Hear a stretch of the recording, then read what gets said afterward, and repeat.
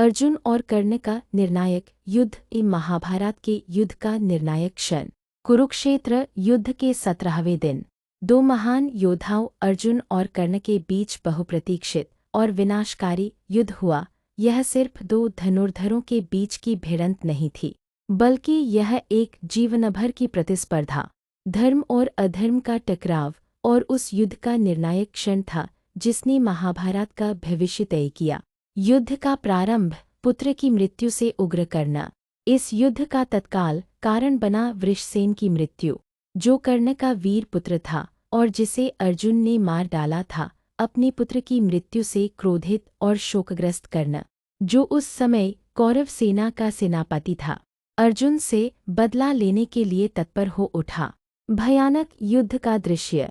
दोनों योद्धा अपने अपने भव्य रथों पर सवार थे। अर्जुन के सारथी स्वयं भगवान श्री कृष्ण थे और कर्ण के सारथी मद्र देश के राजा शल्य। दोनों ने आकाश को तीरों से ढंक दिया। अस्त्र शस्त्रों का ऐसा प्रदर्शन हुआ जो स्वर्गिक लगता था। अग्निबाण, नागबाण, ब्रह्मास्त्र जैसे शक्तिशाली हथियारों की बारिश हुई। पृथ्वी कांप उठी, आकाश काला हो गया।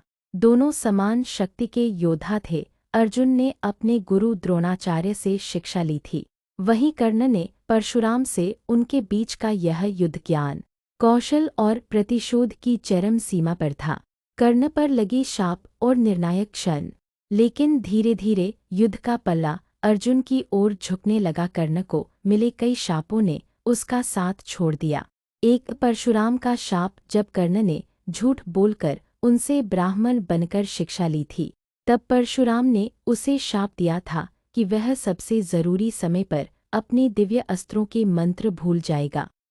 एक ब्राह्मण का शाप, जिसने अपनी गौवध का बदला लिया, जिससे कर्ण का रथ युद्ध के बीच कीचड़ में धंस गया। जैसे ही कर्ण रथ का पहिया निकालने नीचे उतरा और निहत्था हुआ, उसने अर्जुन से युद्ध के धर्म की दुहाई दी और आग्रह किया कि वह रुक जाए। कृष्ण की निर्णायक भूमिका।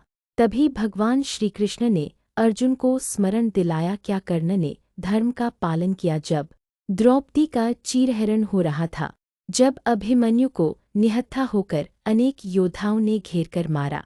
इस न्याय की पुकार पर अर्जुन ने अपने मन को कठोर किया और अपने महान धनुष गांडीव से अंजलिकास्त्र चलाया, एक ऐसा बाण जिसने कर्ण का वध कर दिया।